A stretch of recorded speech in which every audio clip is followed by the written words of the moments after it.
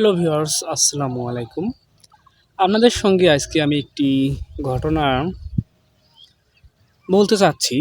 সেটা হচ্ছে যে গতকালকের ঘটনা আমার জীবনে আর কি। ইন্টারেস্টিং একটি ঘটনা, তাই চাচ্ছি আপনাদের একটু জানাবো। তো আমি বেশ কয়েক মাস ধরেই কোনো ভিডিও দিচ্ছিলাম না ইউটিউবে বা ফেসবুকে।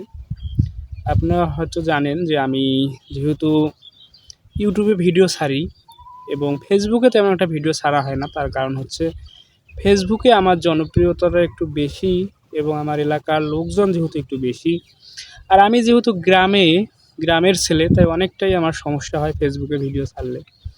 দেখা যায় যে আমার আত্মীয় স্বজনরা অনেক সময় আমাকে বলে যে তুমি এগুলো কী ভিডিও করো, এগুলো এরকম কেন করো। আসলে গ্রামের ছেলেদের এরকম সম্মুখীন হতে হয়, বা আমার আত্মীয় স্বজনরা বা আমার পাড়া প্রতিবেশী যারা আছে তারা হয়তো বা আমার যে পরিবারের সদস্য আছে তাদেরকে বলে যে আসলে কি করতেছে ওই আপনার, বা বলে যে আপনার ছেলে কী করতেছে, এগুলা ভিডিও দিচ্ছে, কি ভিডিও বানাচ্ছে না বানাচ্ছে খেয়াল রাখেন না। এরকম এরকম সমস্যার কিন্তু আপনারা ফেস করবেন যদি গ্রামে আপনারা যদি কন্টেন্ট ক্রিয়েটর, আপনারা যদি গ্রামের ছেলে হন এবং আপনারা যদি কন্টেন্ট ক্রিয়েট করতে চান, তাহলে এরকম সমস্যা হতে হয় আপনাদের। ওই জন্য আমি আসলে যেহেতু আমার ইউটিউবে যেহেতু আমি অপরিচিত হিসাবে ভিডিও ছাড়ি, আমাকে যারা দেখে, যারা আমার অডিয়েন্স আছে তারা বেশিরভাগই আমার হচ্ছে অপরিচিত, এবং ওখানে আমি স্বাচ্ছন্দ্য বোধ করি। তো আমার যেহেতু অনার্স পরীক্ষা চলছে, এই জন্য আমি আসলে ভিডিও বানাতে পারতেছিলাম না, সময় পাচ্তেছিলাম না বেশ কিছুদিন ধরেই। তো গতকালকে ভাবলাম যে একটা ভিডিও তৈরি করে একটু ইউটিউবে ছাড়ি, যেহেতু প্রায় বেশ 2 মাস ধরে কোনো ভিডিও ইউটিউবে আপলোড করা হয়নি এবং আমার চ্যানেলের রিচ অনেকটাই কমে গেছে। এই জন্য ভাবলাম যে 2-1টা ভিডিও তৈরি করি, শর্ট রিলস তৈরি করে কিছু আর কি আপলোড দিই। তো গতদিন ছিল কিন্তু একটু হালকা হালকা বৃষ্টি ছিল, তার আগের দিনও একটু হালকা হালকা বৃষ্টি ছিল। তো আমি গিয়েছিলাম রথিরামপুর মাঠে ফুটবল খেলা দেখার জন্য। তো মাঠে প্রচুর পরিমাণ দর্শক ছিল এবং ওখানে ফাইনাল খেলা যেহেতু ছিল, এবং অনেক দর্শক থাকার কারণে দেখা যাইতো যে আমার গা প্রায় ঘামে ভিজে গেছিলো, এমন একটা অবস্থা।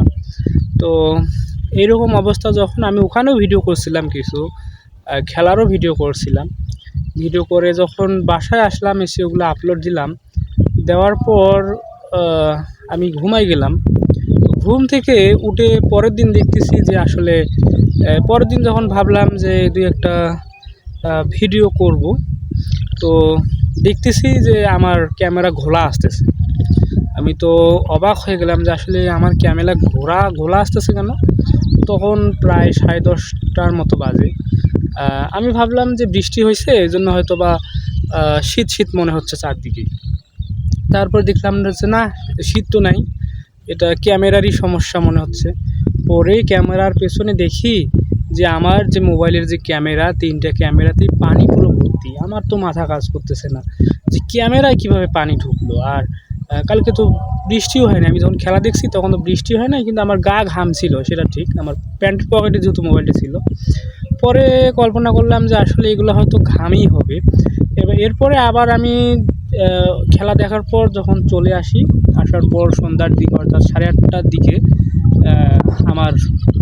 আমাদের যে ওই ওয়াইফাইটা আসলে রিচার্জ চলে গেছিলো। ওই জন্য রিচার্জ দিতে গেছিলাম পাগলাপিড়ে। ওই সময় একটু হালকা হালকা বৃষ্টি ছিল। তো ওইখানে আমি তো মোবাইলে বাইর করিনি, আর আসার সময়ও আমি জ্যোৎস্নার আলো ছিল তো, আর বৃষ্টি চলছিল, ওই জন্য আমি মোবাইল বাইর করিনি। তো আমি আসলে ভেবেই পারতেছিলাম না যে আসলে কী কারণে আমার এইরকম সমস্যা হলো। এরপরে আমি তো খুবই চিন্তায় পড়ে গেলাম, কি করব, এই মোবাইলটাকে এখন সার্ভিসিংয়ের দোকানে নিয়ে যাব, না মেকারের কাছে দেখাবো, না টেকনিশিয়ান দেখাবো, আমি তো বুঝতেই পারতেছি না। যে কেননা আমার এই ক্যামেরা কিন্তু খুবই আমার এখন গুরুত্বপূর্ণ, যেহেতু আমি চ্যানেল চালাই এবং মাঝে মাঝে ভিডিও ছাড়ি। ওই দিক দিয়ে যে বর্তমানে তো আমার কাছে কোনো টাকাও নেই যে আমি ক্যামেরা কিনবো বা ফোন কিনবো, ওই জন্য খুবই চিন্তার মধ্যে ছিলাম। তারপরে ভাবলাম যে একটু ইউটিউবে সার্চ দিলাম। তো ওই বিষয়ে বাংলাদেশি কোনো আমি ভিডিও পাইনি, বাংলা ভাষাভাষী কোনো ভিডিও পাইনি। এরপরে কিছু ইংলিশ এবং কিছু হিন্দি ভিডিও পাইলাম, যে শর্ট ভিডিওগুলা, রিলস আকারের যে ভিডিওগুলা। তো ওইখানে দেখলাম যে ইন্ডিয়ান ভিডিওগুলায় ওরা বলতেছে যে চালের মধ্যে রাখতে, তাহলেই চালটা এই ক্যামেরার পানিগুলো চুষে নেবে। তো আমি প্রথমে আমার বিষয়টা খটকা লাগলো যে আসলে এটা কি সম্ভব। তারপরে আমি চিন্তা করলাম যে এটা কি করব, না অযথা সময় নষ্ট হবে। ওইখানে ওরা বলতেছে যে 8 থেকে 9 ঘন্টা লাগতে পারে। তো আমিও ট্রাই করলাম, করে দেখলাম যে 3টা ক্যামেরার একটার হালকা একটু আর কি আহ, পানিটা কমে গেছে। পরে ভাবলাম যে না ঠিক হবে। তারপরে আবার ChatGPT-তে সার্চ করলাম, ওখানেও দেখতেছি যে ওই রকমই বলতেছে চালের মধ্যে রাখতে। তারপরে চালের মধ্যে রাখলাম এবং গত রাত সারা রাত আমার চালের ভিতরেই ছিল ফোনটা। এমন হয়েছিল যে কিছুক্ষণ পর আমি দেখতাম যে আসলে পানি কমতেছে কি না। এরকম করতে করতে আমি অনেক সময় কিন্তু নষ্ট করে ফেলছি। কিন্তু আমি যদি বার করাকরি যদি না করতাম চালের ভিতর থেকে, তাহলে কিন্তু আমার ফোনটা অত তাড়াতাড়ি কিন্তু ভালো হয়ে যাইতো। তারপরের দিন সকালবেলা আমি দেখলাম যে আসলেই আমার ফোনটা ভালো হয়েছে এবং ওই ফোন দিয়েই আমি আবার ভিডিও করতেছি। তো ভিউয়ার্স, আপনারা যদি কখনও এরকম সমস্যায় পড়েন, যেহেতু বৃষ্টির দিন চলছে, আপনাদের ক্যামেরায় যদি পানি ঢোকে, অবশ্যই আপনারা আমি যে কথাগুলো বললাম যে চালের ভিতরে যদি রাখেন, অর্থাৎ চালের যেখানে চাল আছে ওখানে যদি ঢোকাই রাখেন ক্যামেরা বা মোবাইলটা পুরাটাই, তাহলে দেখবেন যে আপনারা এই সমস্যা সমাধান পাবেন। তো ভিউয়ার্স, কেমন লাগলো ভিডিওটি এবং আমার এই অভিজ্ঞতাটি কেমন লাগলো আপনাদের অবশ্যই কমেন্টে জানাবেন, এবং যারা এখন আমাদের চ্যানেলটি সাবস্ক্রাইব করেনি, সাবস্ক্রাইব করে আমাদের সঙ্গেই থাকবেন। ধন্যবাদ সকলকেই।